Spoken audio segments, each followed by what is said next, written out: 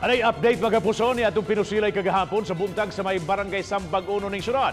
Disurrenders kapulisan ang laing sospek sa krimen. Adunay live update si Nico Sirino. Nico? Yes, Bob, anana karon sa kustodiya sa kapulisan ang lalaki nga igsuon niadtong usa sa namatay sa dugong insidente sa pagpamusil kagahapon sa Sambag Uno. Nasamdan sab siya sa insidente. Laing video kini nga gipadala ngadto sa GMA sa dugoon nga shooting incident sa barangay Sambag Uno kagahapon. Makita ang init nga komprontasyon sa magkaatba nga kampo nga nagkabingkil. May duha ka mga lalaki nga naghupot og armas ug nagtiniunay. Gisuwayan pa unta sila pag-uwang sa ilang pamilya. Apan misangpot gyud sa pagpamusil. Sa maong hitabo, tulo ang patay. Sila si Vanzant Navales nga giingong nanung sa dapit aron kumprontaon ang iyang kanhi higala. Ingon man ang mag-amahan nga Edwin ug Sean Bacaltos. Una nang gikustodiya sa PNP si Michael Bacaltos nga atua sab sa maong hitabo. Gikatakda siya nga pasakaan ug kasong homicide gumikan sa insidente.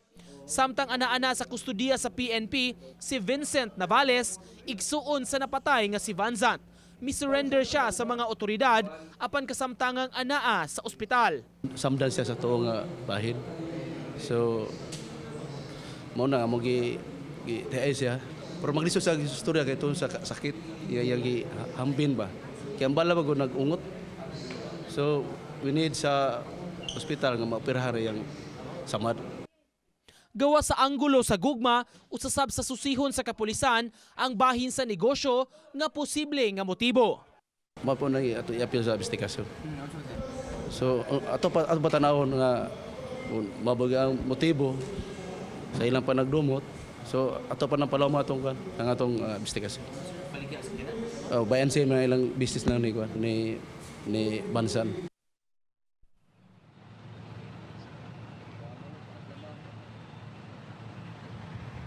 Gawas ni Baba, may tulo pa ka mga suspitsado nga padayon karon nga gipangita pa sa kapulisan nga kabahin ni atong grupo sa magsuon nga Navales nga matud pa misong sa panimay sa pamilyang Bacaltos. Bob.